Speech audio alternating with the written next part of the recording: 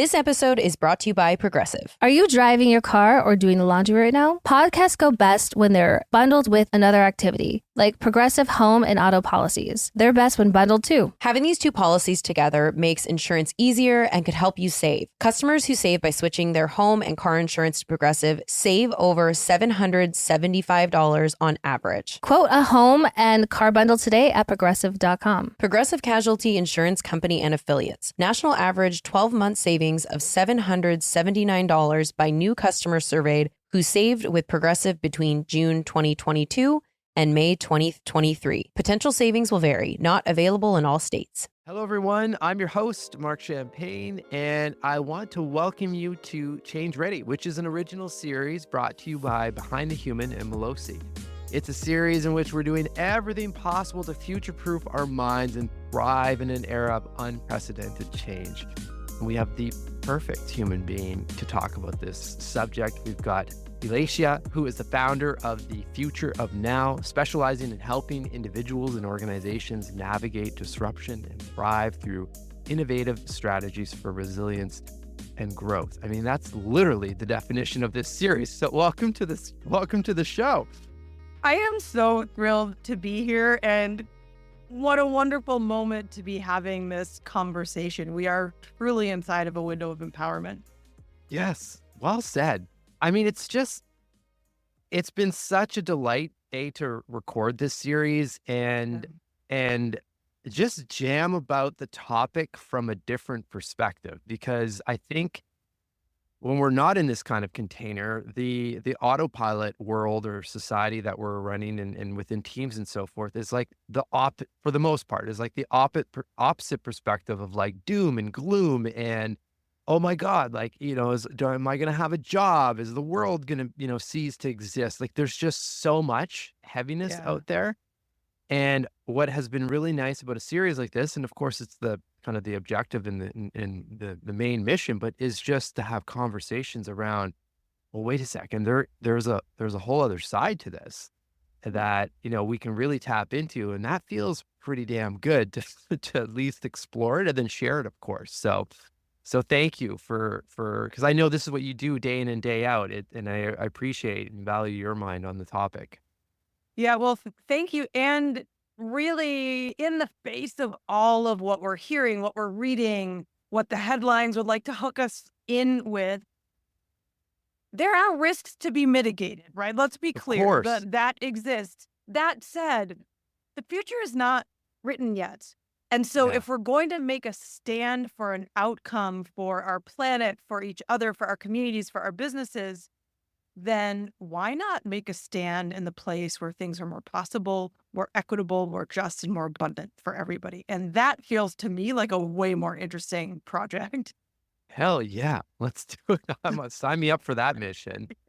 Let's just provide a little context for everyone listening so they know kind of where you're coming from and so forth. And then we'll get into the topics. But what is it that you do? And I guess even more so important, like, why do you do it? Yeah. So what do I do? People call me a futurist, and that is, in some ways, the title is like manager. It could mean many, many, many, many different things, from economist to trendsetter to marketing expert to a whole bunch of things. How I translate this for me in the work that I get to do with large organizations is it is my job to go out to the very edge of disruption, understand the dynamics that are changing our world, and then translate those dynamics into tools and strategies and frameworks that we can all use to make sense of, and then to create results today, right now. So for me, it's a lot of fact-finding and discovery and exploration and things like that. But really what it comes down to is a mission to answer what I consider to be the central question of the future of work, which is how might we empower our success in the face of great uncertainty and disruption? And there are many reasons why I do this work, but fundamentally, one of the main drivers is that I was born and raised in Detroit. And while there are many reasons for the economic challenges of that city throughout the years, one of the key ingredients is that we did not think preemptively about the impact of technology and work in our working world. And I am committed that as many people as possible have the opportunity to unleash their humanity as AI continues to move through our existence. Okay. You weren't always doing this though, right? You No. were Yes. but I mean, and you come from my research, you come from, of course, a background of leading people and working Yep. with people and development and so forth from an HR, I think, and recruitment standpoint. Um, what was the shift for you? Yeah, it was a total fluke. So, as Okay. you rightly noted, my career in the past was traditional corporate. I ran global recruiting for Anheuser-Busch InBev, for Dow Jones and the Wall Street Journal. I co-founded some innovation labs. My seat has always sort of been at the intersection of people, product, and marketing. Yeah. And I left the corporate world to solve for the challenge that most of the planet's unhappy at work. And in Mm. the midst of discovering that business and figuring out scalability for it, I went to a conference, hearing somebody talk about self-driving trucks, the technology behind them, and the impact that was going to have. And that moment, that conference in August of 2016 was what got me interested in these ideas around the future of work. And what began as sort of academic research turned into a life dedicated to building solutions for folks. So I love it. I love it. I'm trying to, my mind's kind of racing as there's so many questions I have. Going back to your, where you grew up and of course, like how you landed here. I was just pulling up because I actually have someone coming on the show. This is the first. I have Hillary Doe, who is the first, what is her title? I don't have it written down. She's the first, she works for the government of Michigan, essentially, but she's the Mhm. first, I think, population growth expert Mm, or lead, or I can't remember the exact title, but essentially, really looking at how do we innovate the state and get people to stay here after they if they're going to school in Michigan, or actually to bring people back as well, yeah, right? yeah. Which is like fully aligned with I think this topic, and it's the first, at least in U.S. from my understanding, U.S. history, to have someone of that title.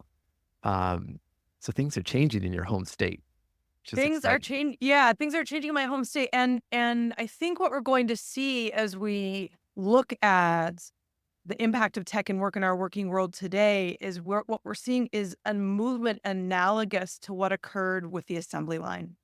Mm, So back in the day, like way back in the Henry Ford days, the assembly line was essentially a whole bunch of people who used tools to build things. Over time, the assembly line has become a whole bunch of machines that are guided by people to build things. yeah. The white collar world is going to shift, is we're at the beginning of this change, but in a similar sort of fashion. Up until now, we have been assisted by SaaS technologies and other software to do stuff in the knowledge economy, right? To think about things, to produce efficiencies. That is going to shift also to much more of an assembly line model. Intelligence becomes commodified, and so it will be machine intelligence guided by human ingenuity. You can kind of think of this as a stackable factory, right? The skyscrapers Mm, of the future are that kind of stackable factory. And so, in the space of that analogy, it can be the first reaction can be, oh my God, the robots are going to eat my job for lunch. We're all, doom and gloom. Everything's going to be crazy. Change is happening. And though inside of it, there really is more opportunity to unleash ourselves as human beings, our creativity, our connectivity, those wonderful things about us, if we're willing to shift our lens a little bit. And that's where the real magic is. perfect dovetail or lead into the question I really wanted to ask you is around like what are you seeing with the teams and I know you work with a lot of C-suite execs and so forth, Mm. and especially ones I would say I'm assuming a mix of people that are kind of like at the forefront and really leading a lot of this change, but then others that may have some of that fear and don't want to get kind of left behind. But like, what's the general pulse? Like, how do you get people to pause long enough to Yeah. actually think about this? and like kind of pull out, right, of the autopilot of like, oh, I have to deliver these results, or Yeah. we have this board to present to or perform for and so forth, which I hear all the time, and it's like, when is there time to stop? Like, how do we do that? Yeah. Yeah. And especially in more senior rooms, if the door's closed and it's just a leadership team, the conversation can sometimes be as frank as your business has an expiration date. If you Ooh, are not plugged into this, however good it may look today, whatever is going on in the market, that's fine. But if you don't plug into this, the clock is ticking. Period. Full yeah, stop. It could be 2 years from now. It could be 20 years from now. You decide how you want to dance with that. yeah. But But at some point, you're gonna have to deal with it. at some point you're going to have to deal with it. So why not now? Because also the other risk is, as with all exponential technologies, what's different about this one is that the economics of its adoption makes sense a lot faster. Yeah, Those who are utilizing effectively or even very imperfectly the technology, but getting on the bus will be so much farther ahead than you, that now is the time to do the things. And again, that sounds like doom and gloom. It sounds like scary, but here's the pain pill so that we can give you the vitamins that you're going to need to actually create yeah. the strength longer term. And some of the concepts that I share with people are things like something that I call simultaneous strategy.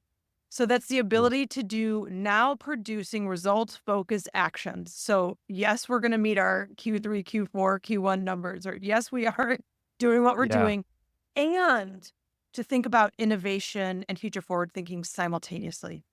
And there are ways to do it in our own individual thinking by expanding our cognitive capacity. And there are ways to build our teams to ensure that we're incorporating all of that kind of thinking.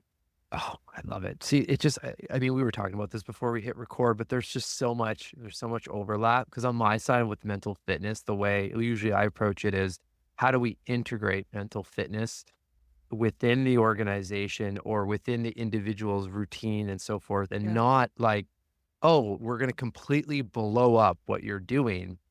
And you Yeah. have to have all these additional meetings and so forth. Or for an Yeah. individual, it's like, yeah, get up at 5 in the morning, run So around the block, there's, do your breath work, jump in the cold yeah. plunge, Yeah. journal for half an hour, and then start your day. Which, I mean, I'm sure if And then it's if you already do 5 that, p.m. yeah, Like, exactly. yeah. Exactly. Now you got to get into your evening wind down routine. So, um, there's ways to get, to integrate this stuff so that it's small little micro shifts. And then ironically, I do find that eventually you start to see people like they actually do have a really dialed in kind of morning routine that is a priority then, but it doesn't start there, right? It Yeah. starts with just small little shifts. So what are those Well, small yeah. shifts for you in your world? Well, so also, not to lose the point, for most Yeah. people, the initial access is intellectual. Mm, The initial access into this kind of how do I expand my work needs to come through the brain and needs to be attached to results. Otherwise, it's too far away from what people are doing day to day to make any sense to incorporate it. If you're making an ask for somebody to make a shift, the I put this under an umbrella of what I call business beyond the brain. ooh, And business beyond the brain comes out of a notion that isn't new. In fact, it was born in the late 60s, early 70s, called future shock. And it's like, what happens to the human being when we inundate people with too much change in too short of a time? Our brains literally cannot consciously process the regular information that we're getting, let alone the speed of new information, technological shift, and all of that. And so what this era of time is calling for is a movement of business beyond a solely intellectual exercise into a fully embodied experience. mm, And that's what you're alluding to with the micro yeah, changes that then become sort of the lifestyle and whole changes. How does one, and here there's a whole list of the how, but the game is, how does one learn to tune out the noise and become the ever evolving eye of the storm? Because out here, this um, change and chaos and uncertainty is not going to slow down. So the yeah, only way we're going to find peace is by creating it ourselves and then radiating that out to others. yeah. Which happens to apply for in any topic or any situation in life, personally and professionally. That's what I love about this topic is if you're trying to solve for a specific, whether it's technology or innovation or massive just change in general. I mean, the benefits are exponential because you're equipping yourself and your organization with the tools and the practices and strategies that like literally you can handle anything. Yeah. Literally, you can handle anything. And the business results show for themselves, right? Yeah. Like, don't need to believe me. But believe me, the research that's now coming out of Wharton has people who are executives working with heart-brain coherence that then see like a 70+% improvement in their collective results over time. There's Yeah. fascinating work going on out there. I mean, one of the companies that I work with um, has well more than doubled their valuation in just about a year of time by implementing a lot of these kinds of practices. And so uh, it's just makes business sense. Yeah. Yeah. And just test it. And create a control group in your organization. Your two sales teams have one doing the breath work and the other kind of things, and have another group that isn't, and just watch what happens over Yeah. time. Is there a situation? I mean, you don't have to name client names if you don't want or can't, but just that kind of sticks out in your mind with direct work that you've done, where you're just super proud of. It's like you went in and they were at a certain place, and then brought in this thinking and this strategy, and it's like, whoa. I mean, I know you mentioned the one about doubling valuation, but any other kind of examples like that, just so we can paint the picture of what's possible here.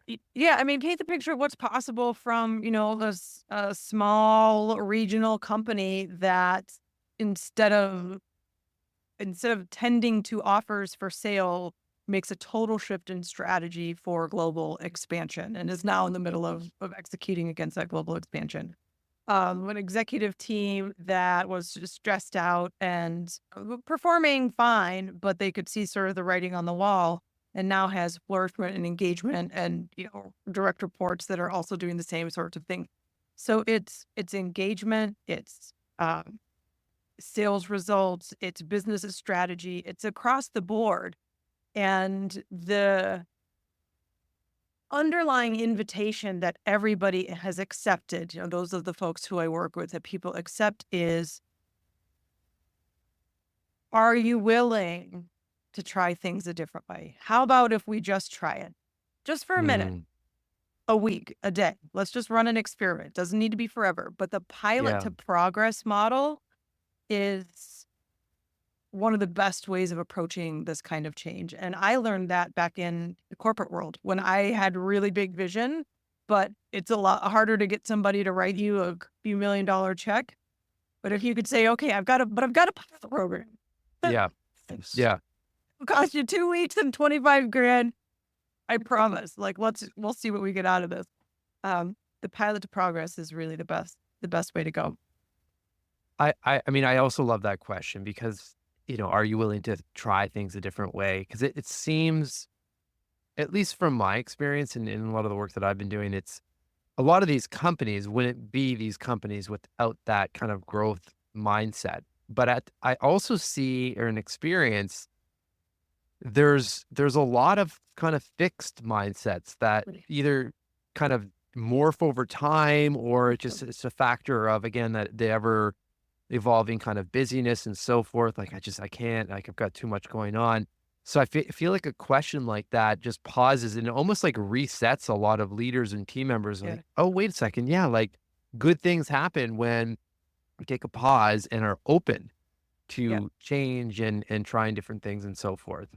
Yeah, and the craft of someone like me is to shape an experience that is contained enough, short enough, and able to create results quickly enough such that the case proves itself, right? And that you Yeah. aren't putting the business at massive risk. Because I do think, especially for large multi-million, multi-billion, or trillion-dollar companies, the status quo works. Right? There's a Yeah. reason why growth has been this way. There's a reason why the stock prices increased year over year, quarter over quarter, for multiple years on end. And so the inertia of success is It's very real. And the risk of not delivering Is very is real. huge, right? Yeah. When you're a junior employee and your risk pool is relatively small, it's very easy. It can feel much easier to Yeah. dream bigger. When it's that size, scale, and scope, there can be reticence, and that's totally okay. But here's the thing. The tagline that I'll often use from the front of the room is that assembly line logic does not apply in an AI landscape. Mm. And most of us, certainly I did, and most of the leaders who I interact with, if they learned anything about business, they learned it in places that came from logic that came out of assembly line times. Okay. And so the landscape has just changed. And some tools are still working, and some basic things like the quality of your questions direct the impact of your results. But many other things, assumptions, competitive landscape, all of this stuff has shifted dramatically. And so that's why folks, I'm sure you find this also, but there's a questioning of why do these tools that have always worked not work anymore? Like, Good well, question. because the environment's changed. And Yeah. and then this is one of the other pieces of sort of play that I bring into it is like, you can understand the logic. So we're all playing this big game of business. The rules of the game have changed. But if you can understand how the rules have changed, then you can start to align rules, then strategy to meet those rules and to play with what's here. And then you come into the part of self-leadership, which is the play of the game and how each of us Sure. decide to come into it every day. I imagine there's different levels or phases to your work because I think I'm defaulting to, CEOs and leadership teams and so forth that obviously have to be on board and having these conversations with you and so forth and kind of crafting the strategy. But then there's everyone else, within the organization that have you found different strategies that work well too? Because I see it often too. It's like, oh, great. Here's the CEO talking about, we're going to go here, or But we're going to change everything. we're going to change everything. And I see this one a lot too, like massive reorganization of some sort in a company. And, here we're doing this for long-term reasons and sustainability, which is all, I think, very valid. The part that I see a huge disconnect usually is, we've got you, we're going to be there for you. And so, and that often, not all the times, but often is a lot of lip service. And I feel like we've lost a lot of trust with employees. So I wonder, like, how do you kind of, just knowing that, like, how do you navigate it?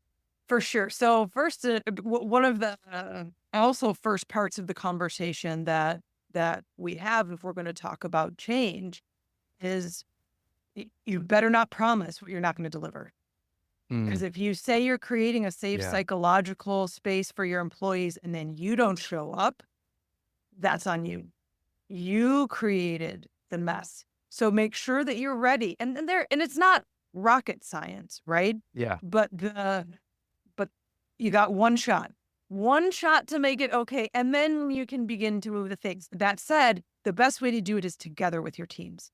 So how might something like that work? And this is by far, and for everybody who's listening, one of the fastest ways to drive change management and drive results related to change management is through the design of, I call them hackathons or design thinking sprints. Okay. And rather than solely the C-suite coming in and saying, this is how we're changing and everybody else follow us in this direction, you actually can involve an entire organization, from the C-suite to the interns, or from, in cases of some of my clients, I worked with the University of Arizona for a while, from the dean to the janitor. Yeah. And involve them in the discovery of the building of the inquiry around what is strategy going to look like. So everybody's voices are heard, and not necessarily 175 or 8,033 strategies are going to be implemented. But if you do a process that's well designed, that involves everybody in the organization, then you don't need to convince anybody that change needs to happen. everybody's speaking the same kind of language around what's new, what's coming, what's possible. The cultural shift that you're driving toward is already 85, 90% of the way there because the whole team has been involved in Yeah. it. So when the C-suite finally gives the okay or comes out with this is our new mission, or this is our new strategy, or this is why we're doing it, everybody knows why. Yeah. There's no surprise. And so you eliminate so much of that other stuff. And these processes can happen in short microdoses or in full-fledged 3, 6, or 9-month fully organizational strategic planning processes. Okay, interesting. I'm thinking when you mentioned design thinking or sprints and whatnot, Jake Knapp's been on the show several. So I think is that who you're referencing? Because I know Jake and his partner, they wrote the book on literally on design sprints at Google at that time, and I remember their work just being. I feel like it was I think they were 5-day sprints from initial concept right to full on Yeah. testing. Yeah. So for me, my design thinking training came out. So I ran global recruiting for Anheuser-Busch InBev. And as part of that role, I led a lot of product, people, and process innovation initiatives together with Okay. IDEO Oh, okay. and Yeah. the design consulting firm. And so that's where I first learned the tools, the practice, the trade, was able to apply them to product, to process, sort of to people, house in general across the board. And then I really began applying it to strategy. And so strategy through to application, both Love in the it. corporate world. And then once I left the corporate world with a series of other kinds of clients.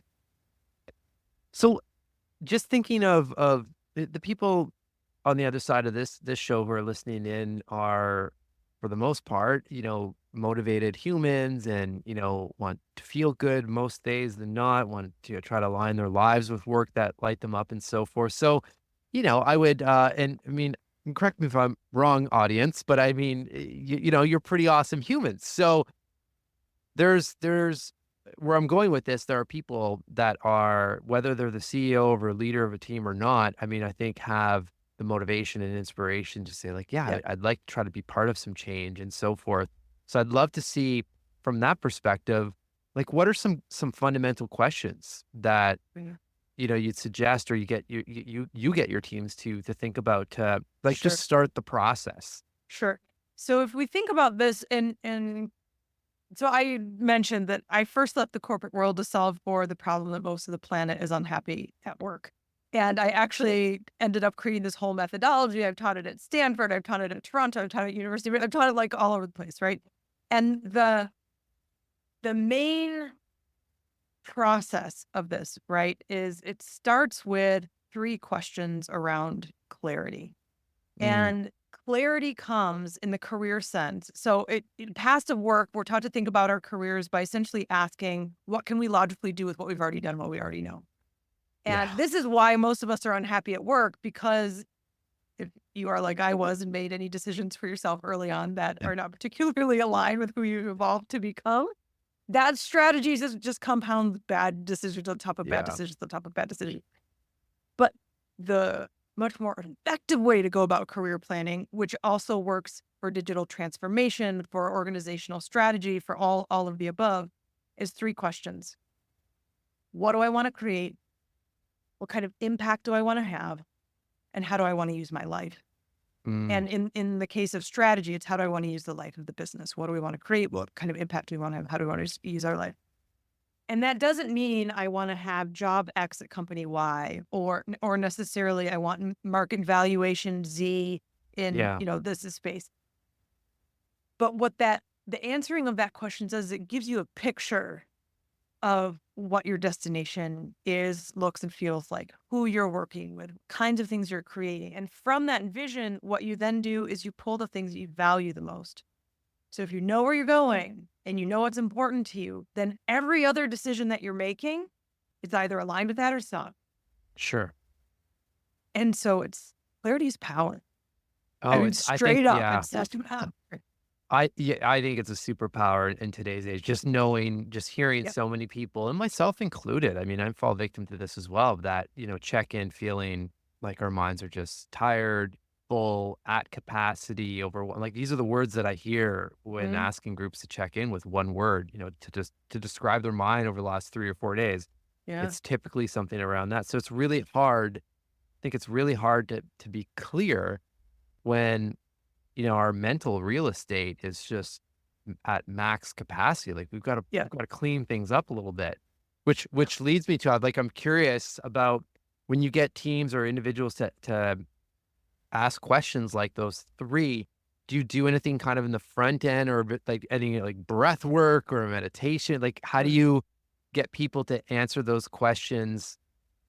Maybe 3 or 4 steps deeper than someone coming straight off the street with a bunch of stuff looping. Yeah. So what I tend to do is start with the solely intellectual exercise. Okay. And often if I'm doing a class, or now even with keynotes, I will drop in with some exercises around getting present to this Yeah. moment right now, both for just to get an energy check of the room, but also coherence has impact, positive Yeah. impact. And Oh, you so, feel it. yeah, you can feel it from the front of the room, you feel it instantaneously. And what Yeah. I've begun to do is ask people, because not everybody is currently as sensitive to energy as they are capable of being.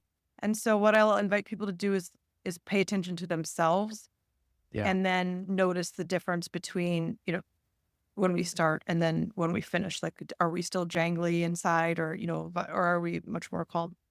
So, but I will Mm. initially invite people, usually, especially in corporate settings, to access the tools and the exercises with brain only.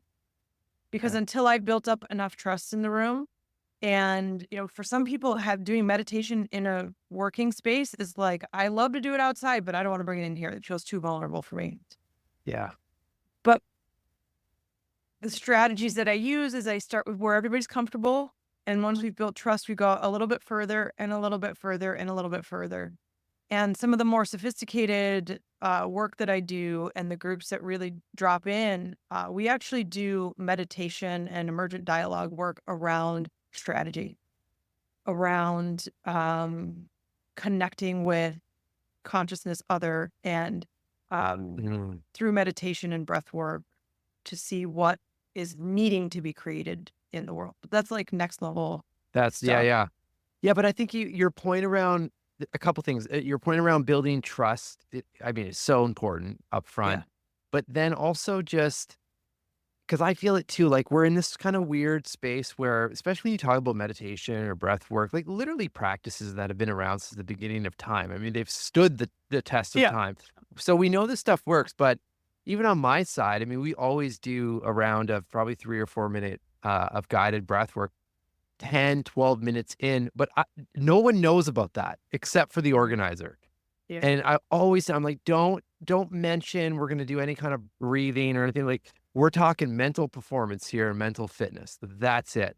So to your Mhm. point about, because we're not there yet. But then when everyone's there, all of a sudden, because there's context and whatnot, I'm like, Yeah. hey, I'm not here in a robe and beads, and we're not gonna, smashing gongs and stuff like that. Not that there's anything wrong with that, but But that's not the watch what happens, by the way, to your performance when you start to go yeah, there. But that's another thing. exactly. But just to kind of meet Yeah. everyone where they're at, and then surprise, surprise, like you've got 300-400 people all breathing together, and Yeah. within seconds, you feel the difference of that. I'm like, look how easy that was. I mean, imagine you could just start the day like that and clear out your mind, or midday and just blow out, some of those looping thoughts. I mean, it's right Yeah. there, Is right right? there. And that's the beauty of it, is that it's right there for everybody. It Yeah, is free. yeah, Everyone has access to it at any moment they choose. yeah, I think that is yeah. so empowering.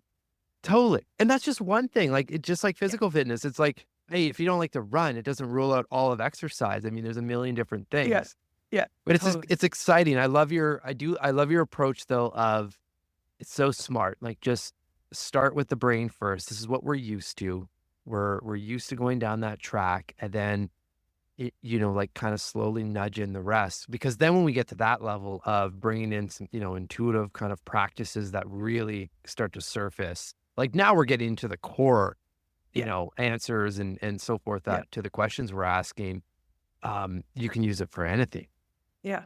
Well, and that's really the sauce, but the access comes through that which is familiar in my Yeah. experience. Um and it becomes a process of people trusting you and then of people trusting themselves, because most of us and have been told to shut out the intuitive voice, to shut out these other things that are available to us, because because numbers, because data Yeah. driven, because feeling isn't the same. And that is correct, except when it's not. Right. And Yeah. so Yeah. I say, I offer, don't throw out the data, right? Data driven is a wonderful way to be. And though there's an evolution or a spectrum where we move from data driven to data informed to data receptive. Mm. And if you can move along the spectrum of those practices, and rather than, like when Einstein came onto the scene, gravity didn't go away, but our understanding of it amplified enormously, and our ability to interact with it as a law of the universe expanded. And Yeah. so when we move along the spectrum of data driven to data informed to data receptive, it's the same sort of a thing. When I'm inviting you to pull in your intuition, to learn how to listen to your own self, your own being, it doesn't mean that you should stop paying attention to the data. But when you combine these things together, what you're building is much more robust, and it's much more flexible as market starts to hit where you are. Yeah. Well, you might be kind of answering the next question I have for you. 'Cause there's one thing in the sense of looking at this of, let's say a team or individuals taking some time to, okay, we're going to ask some of these questions and really think about the future and change and so forth. I feel like there's another element of like, how do we stay future ready? Mhm. So I'm just curious, how do you approach those topics? Is there any kind of best practices that we can pull from to, not let it be? It's like the classic. I see this with like inspirational speakers and Totally. keynotes, right? Awesome stories, awesome humans, a big burst of inspiration and motivation, and then it's like you're back Monday morning and you forgot that whole Yeah. keynote. Yeah. For me, it's always been about the combination of the two, like the imaginer and the doer, because it's, for as Mm. cool as I think all the Yeah. changes and everything and I do really believe this. If I don't tell you what to do about it, it's a waste of time. I mean, like, it's a fun exercise, but I mean, come on. Yeah, this is kind of a waste of time, Yeah. especially in the context of business. And so that's where, for me, the fun comes in. And part of my own intellectual puzzle is like, how do we translate this into stuff that people can use to do things, to produce stuff, to create in the world? And one of the wonderful tools, and this was gifted to me by a dear friend from business school. His name is Christopher Spikes. He's the founder of a clothing line, and he and his executive team move through this practice called creative self-destruction. Ooh. And I would offer at least once a quarter, if not more often, but let's call it once a quarter for the moment.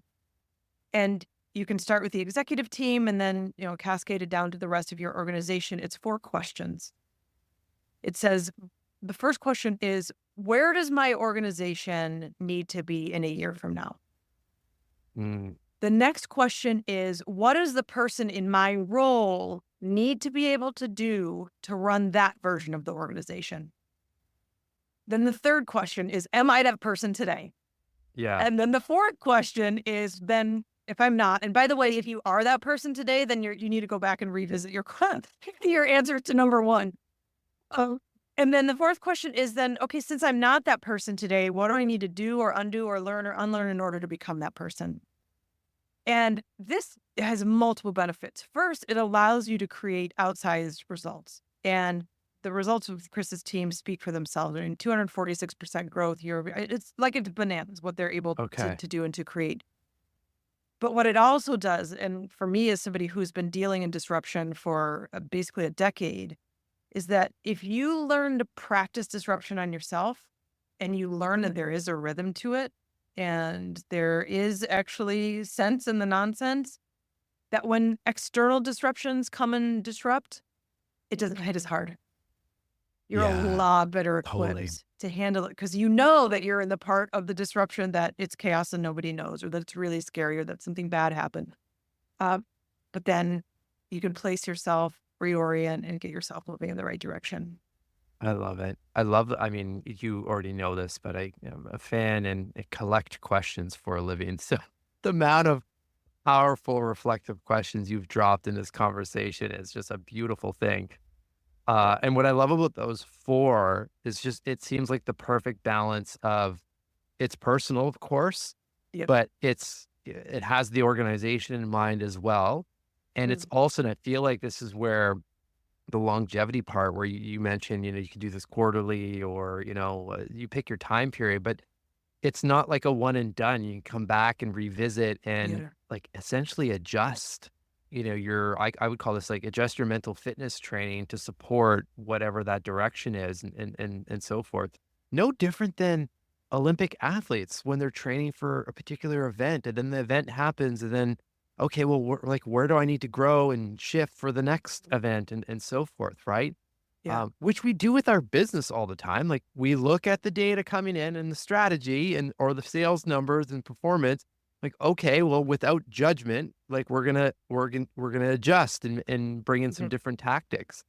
Yeah. So why not do that with ourselves and our minds and marry that up? Exactly. Why not? And that's the fallacy, which I think has certainly diminished over the last several years as coaching. We'll just call it like coaching broadly in general has become more present in the corporate space. And much of that is a conversation for a totally different dialogue. But the the we as executives or we as leaders don't need people around us to help us become better leaders is absurd to me. Yeah, It's yeah, absurd. And when you look at the best performers in the world across the board, they've got teams and teams and teams of coaches. Folks have, I was watching, I don't know if you like football or not, but I've been watching this series on HBO or Max or whatever it's called now about the Chicago Bears, their new okay, quarterback, and how they're training. And the coach of the Bears has Nick Saban coming in and coaching him about how yeah, to coach his team. I mean, this is like you're looking at the best in the world with the best in the world telling each yeah, other how to coach. And then I'm looking at the players watching game film and the coaches telling people, do you see how your ankle is off by a quarter of an inch in this play when you're ready to snap the ball? That's what you need to correct. I mean, this is yeah. like Details, yeah, so detailed. So why would we not want this kind of support as high yeah, flying, impact driven, super conscious executives? yeah. Well, especially knowing that we want those level of results. Yeah. The difference, if you don't want those results, then sure, I mean, don't do that. 100%. Yeah. But we 100%. want the results, Yeah. right? That's And it. and we want them now and as fast as possible, and they need to be sustained and so forth, Yeah. which is fine. Yeah. But you obviously have to be willing to put in that work, and to your point, be surrounded by at least the best of the best within your reach, to help Yeah. guide that process, and Yeah. so forth. Yeah. Amazing. Exactly. I mean, like Netflix and the couch and potato chips has its place, but if you're up to a bigger game, then Yeah, having folks in your world who can help you sharpen the sword is critical. yeah. Uh, I mean, we could go on forever, and we'll probably will, and have another conversation at one point. But the last question I have for you, just to kind of pull it all full circle, is Mhm. when you think of the future and the future of our business world and planet and so forth, like what just lights you up? I believe that we are alive in the most exciting time that humanity has ever had. And I believe Mhm. that we have an opportunity to take the technology, which is disruptive and use it to solve some of humanity's biggest problems and to unleash a new version of ourselves as human beings that's more connected, that's more purpose-driven, and that has access to more abundance. And this is across the board than ever before. And the way that happens is through conversations like this. It's through co-creation. It's through collaboration. But my stand is that we do get to create a future that's better for everybody. And now it's just up to each and every one of us to do the work. And we deserve that. And we think we really do. Oh. Yeah. Well, thank you so much for just sharing your beautiful mind with us for a few minutes today and sharing your perspective and of course, these beautiful questions and just topics that you live and breathe and just, allowing us to take some time to pause and think and think about different avenues that we can tap into, like taking full advantage in all the right ways of the future. And I agree with you. I mean, I think we're living in such a beautiful time of possibility if we're willing to grab hold of that and then also set ourselves up to see it. So thanks for that. But then a higher thank you, just for showing up every day and doing the work that you do, because I mean, the ripple effect of the teams, the products, the services that you're touching through your work, we all benefit in some capacity. And that's a lot of impact and a lot of just beautiful, benefits to all of us. So thanks for that. Well, thank you very much for welcoming me here to the conversation today. It's been delightful, and I can't wait to see what ripple effects we create out of it. Absolutely.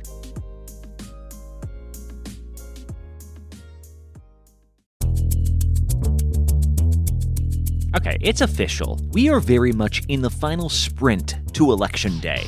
And face it, between debates, polling releases, even court appearances, it can feel exhausting, even impossible to keep up with.